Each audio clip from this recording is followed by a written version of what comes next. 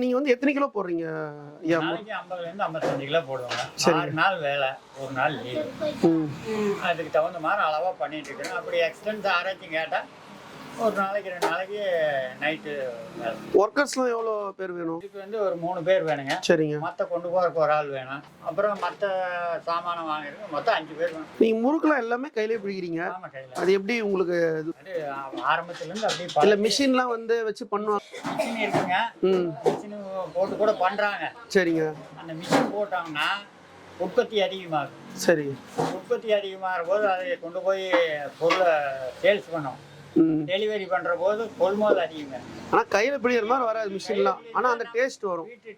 வீட்டு டேஸ்ட் வரும். நம்ம அளவுக்கு பண்ணி ஒரு கெயினை பார்த்துட்டு அப்படியே நம்ம அதிகமாக பண்ணுறது இல்லைங்க. ஓகே. இருக்கிற சூழ்நிலைக்கு காலத்துக்கு போகுது. மிஷின் எல்லாம் வாங்கினா 10 லட்சம் 15 லட்சம் வேணும்.